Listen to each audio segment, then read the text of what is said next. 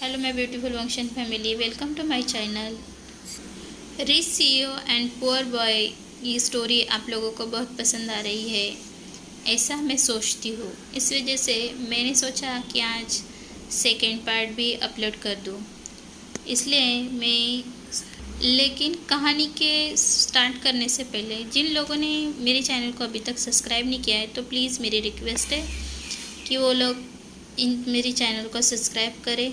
और हाँ, स्टोरी पसंद आए तो कमेंट्स करके मुझे ज़रूर बताएं। तो पिछली पार्ट में हम लोगों ने देखा था कि ईबो को दादाजी बताते हैं कि वो अपने पुश्तैनी गांव में जाने वाले हैं। दादाजी को अपने पुश्तैनी गांव में जाना था और ईबो उन्हें मना कर रहा था। ईबो का कहना था कि दादाजी की हेल्थ अच्छी नहीं है, इस वजह से वो उन्हें मना कर रहा था, लेकिन दादाजी के आगे किसी की नहीं चलती। दादाजी को ईबो अब मना नहीं कर सकता, इसलिए वो एक बेहद ही आरामदायक गाड़ी का इंतज़ाम करता है, जिस वजह से दादाजी को गांव की ओर जाने में कोई दिक्कत ना हो। साथ ही कुछ डॉक्टर्स की टीम दादाजी के साथ में भेज दी जाती है, क्योंकि गांव में इतनी तो सुविधा नहीं है कि दादाजी की अच्छी देखभाल के लिए वहाँ कोई अच्छे डॉक्टर्स हो। इसलिए एक डॉक्टर की टीम ही ईबो दादाजी के साथ भेज देता है। दादाजी भी उसे मना नहीं करते, क्योंकि उन्हें भी पता था कि उनका पोता इस बारे में किसी का नहीं सुनने वाला। दादाजी अब गांव की ओर जाते हैं। गांव में जाने के बाद वो कुछ दिन अच्छे से अपनी हवेली में आराम करते हैं, गांव की ओर घूमते हैं। गांव में घूमने के बाद वो कांगसरन से मिलते हैं। कांगसरन जो अपने खेतों में काम कर रही थी, उसके साथ उसके पति विजांग से भी काम कर रहे थे। साथ ही उनका बेटा जब टहलते हुए उनके पास आता है, दादाजी को ग्रीट करता है। दादाजी भी मुस्कुराते हैं और जान को ऊपर से नीचे तक देखते हैं। फिर कांगसरन से पूछते हैं, ये तुम्हारा बेटा है? कांगसरन हाँ में कहती है और दादाजी कहते हैं, मुझे तुमसे कुछ बात करनी है, क्या तुम आज हमारे घर पर डिनर करने के लिए आ रहे हो?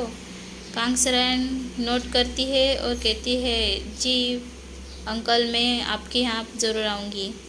कांगसरन उनकी दोस्त की बेटी थी, जो बचपन से उन्हें अच्छे तरीके से जानती थी। वीजांग से वांग हवेली के ड्राइवर का बेटा था। जब कांगसरन छुट्टियों के दिनों में वांग हवेली में घूमने के लिए आई थी, तब उसकी मुलाकात वीजांग से हुई थी। तब उन्होंने कभी सोचा नहीं था कि वो एक दूसरे से प्यार करने लगेगी। उनकी दोस्ती कब प्यार में बदल गई उन्होंने सोचा नहीं, और उन दोनों ने शादी कर ली। इस बात से कांगसरन के पिताजी बहुत नाराज़ थे। उन्होंने उसे गुस्से से जायदाद से बेदखल कर दिया। और अब जब कांगसरन के पिताजी की मृत्यु हो गई, तब भी कांगसरन को कुछ नहीं मिला, इसलिए वो इतने गरीब है। लेकिन मिस्टर वांग ने उन्हें अपने खेतों में से कुछ खेत दिए थे, जो उसमें खेती कर सकते थे और अपने जीवन जी सकते थे, जिस वजह से कांगसरन उसी गांव में थी जिस गांव में वांग का पुश्तैनी घर था। इस तरफ सिटी में, जहां एक बेहद ही खूबसूरत और शानदार हवेली, जहां में एक औरत अपनी किटी पार्टी का आनंद ले रही थी, तभी उस औरत का फ़ोन बजने लगता है। वो फ़ोन देखकर उसकी चेहरे का रंग ही उड़ जाता है और वो साइड में जाते हुए फ़ोन को उठाती है। सामने वाला इंसान उसे गुस्से से कहता है, तुमने मेरे अकाउंट में पैसे क्यों नहीं भेजे? वो चिल्लाते हुए कहती है, शर्त के मुताबिक मैंने तुम्हें सब पैसे दिए हैं और तुम अभी भी मुझे ब्लैकमेल किए जा रहे हो। वो इंसान कहता है, मुझे और पैसे चाहिए। वो इंसान कहता है, अगर तुमने मुझे और पैसे नहीं भेजे तो मैं तुम्हें और तुम्हारी ज़िंदगी बर्बाद कर दूंगा। साथ ही तुम्हारे पति और तुम्हारे बच्चों को तुम्हारी हकीकत बता दूंगा। वो औरत डर जाती है और कहती है नहीं, तुम ऐसा नहीं कर सकते। और वो कहती है मुझे कुछ समय दो, मैं तुम्हें पैसे भेज दूंगी।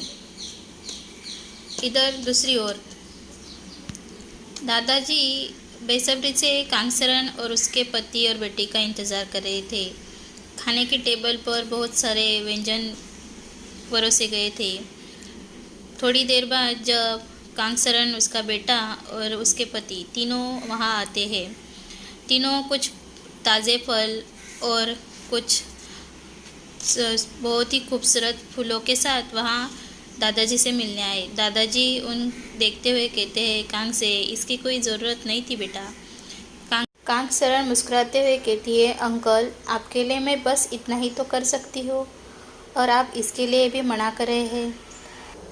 दादाजी मुस्कुराते हैं और सब टेबल पर चले जाते हैं। बड़े ही प्यार से सब लोग डिनर करते हैं। डिनर हो जाने के बाद वे हॉल में इकट्ठा होते हैं और कुछ बातें करने लगते हैं। दादाजी कांगसरन से पूछते हैं कि इन सालों में तुमने क्या क्या किया। कांगसरन अपनी बताते हैं कि उन्होंने बस खेतों के बारे में सोचा, बाकी कुछ नहीं।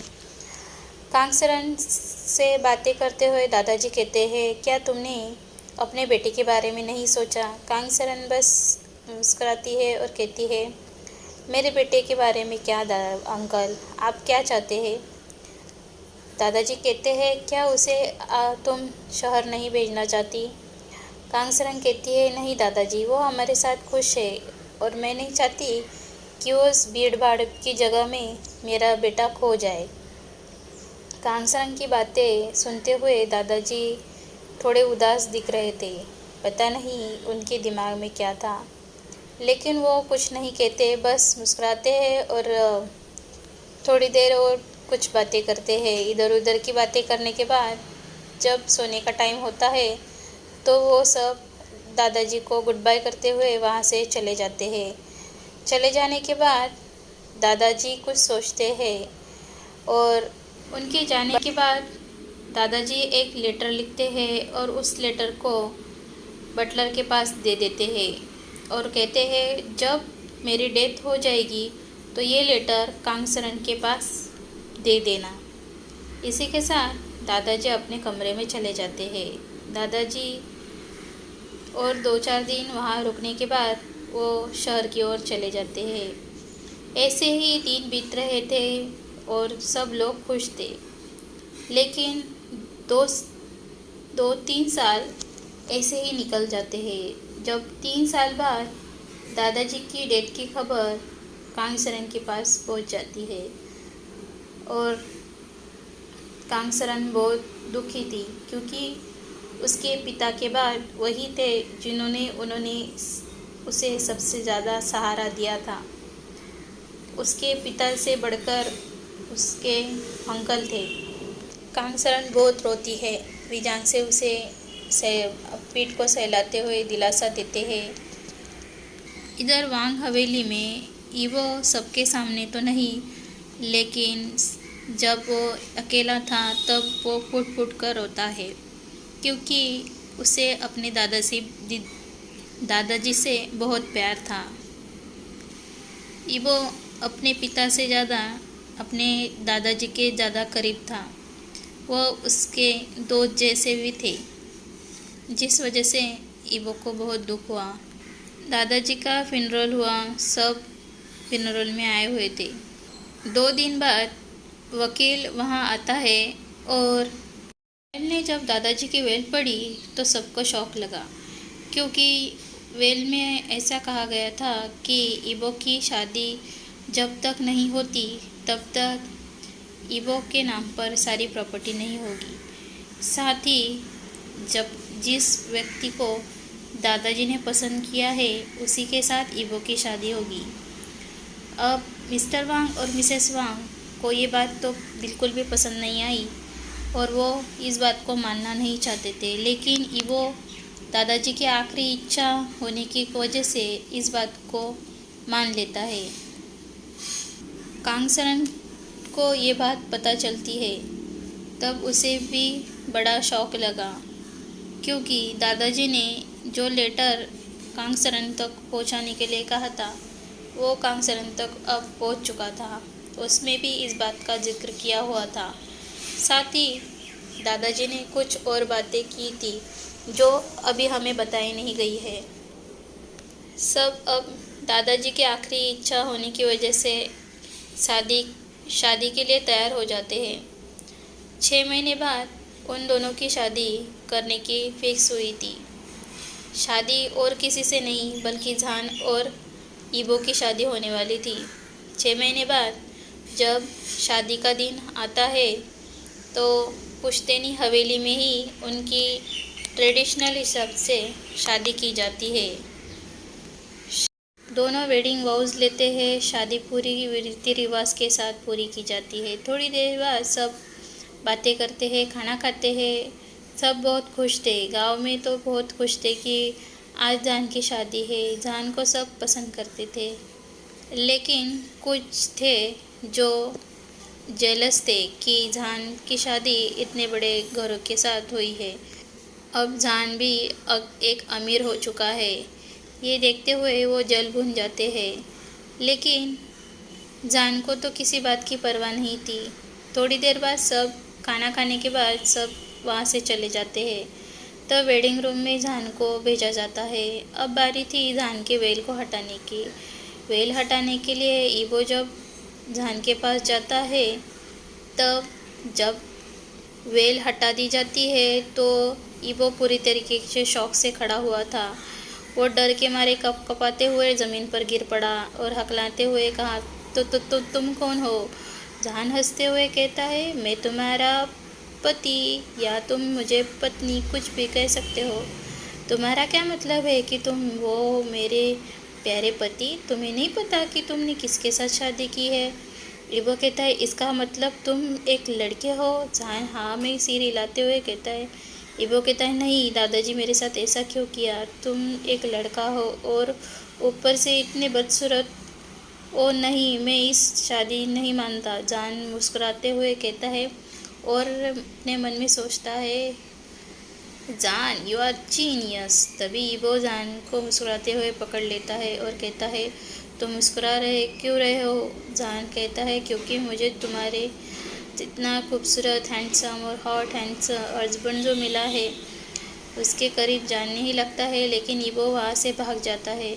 जान अपना पेट पकड़ते हुए ज़ोर ज़ोर से हंसने लगता है। इधर ईबो अपनी छाती पर हाथ रखते हुए गार्डन में आता है और सोचता है, वो कितना डरावना है। मुझे नहीं पता था कि आखिर दादाजी ने मेरे लिए गले इस राक्षस को क्यों डाला है। हे भगवान, अब मैं क्या करूं? तभी वो अपना फ़ोन निकालता है और यूबिन को फ़ोन करता है। थोड़ी ही देर में यूबिन वहाँ से आ जाता है। यूबिन अपने मन में ईबो को बहुत कोस रहा था, लेकिन कहता है, हाँ बॉस। ईबो कहता है, मुझे अभी इसी वक्त यहाँ से घर जाना है। यूबिन चौंक जाता है और पूछता है, लेकिन बॉस, आज तो आपकी वेडिंग नाइट है ना? ईबो यूबिन को गुस्से से देखने लगता है। यूबिन गल्प करता है, यस सर, कहते हुए वहाँ से भाग जाता है। थोड़ी ही देर में यूबिन वापस आता है। ईबो तब तक गार्डन में ही था। उसे डर था कि अगर वह रूम में जाता तो उसके बदसूरत पत्नी उस पर झपटेगी। ईबो रोते रातों रात वहाँ से चला जाता है। इधर ईबो के जाने के बाद जान फ्रेश होता है, अपने कपड़े बदलता है और अपना पूरा मेकअप भी बदलता है। जान बड़े आराम से सोता है और सोचता है कि कैसे उसने अपने नए पति को डराया। मुस्कुराते हुए वो सो जाता है। सुबह मिस्टर वांग एंड मिसेस वांग दोनों को पता चलता है कि वो रात में ही चला गया है और उसने कहा है कि वो अपने पत्नी को लेने के लिए खुद वापस आएगा। इसलिए मिस्टर वांग एंड मिसेस वांग दोनों जान को वहीं छोड़ते हुए चले जाते हैं। सब चले जाने के बाद जान हवेली में अकेला था और कुछ नौकर थे। सब जाने के बाद जान भी वहाँ से अपने माँ से मिलने के लिए जाता है। कांगसरन शौक थी, वो जाती है और जान को पूछती है कि आखिर वो यहाँ कैसे। जान सब हकीकत बताता है। कांगसरन जान का कान पकड़ती है और खींचने लगती है और कहती है, तुम शैतान बच्चे, कभी नहीं सुधरोगे। तुमने उसके साथ ऐसा क्यों किया? जहान अपनी माँ का हाथ अपने कान से निकालते हुए कहता है, माँ माँ मुझे छोड़ो, मुझे दर्द हो रहा है माँ। लेकिन कांगसरन उसे और खींचते हुए कहती है, तुम्हारी हिम्मत कैसे हुई उन लोगों के साथ ऐसा करने की? जान कहता है, माँ मेरी बात तो सुनो पहले। कांगसरन उसे छोड़ देती है और कहती है, बको अब क्या? जान कहता है, माँ अगर मैं अपना असली चेहरा उसे दिखाऊं और वो सिर्फ मुझे खूबसूरती की वजह से प्यार करे, मैं ये नहीं चाहता। मैं ये चाहता हूँ कि मेरी वो अंदरूनी खूबसूरत के साथ मुझसे प्यार करे।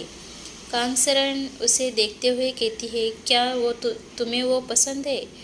जान मुस्कुराते हुए कहते हैं, हाँ माँ वो मुझे पसंद है, और आखिर वो मेरा पति है, तो मैं उससे अपने दिल से पूरे दिल से उससे प्यार करना चाहता हूँ। लेकिन वो मुझे मेरी खूबसूरती से नहीं, मेरी अंदरूनी खूबसूरती से ज़्यादा प्यार करे, ये मैं चाहता हूँ।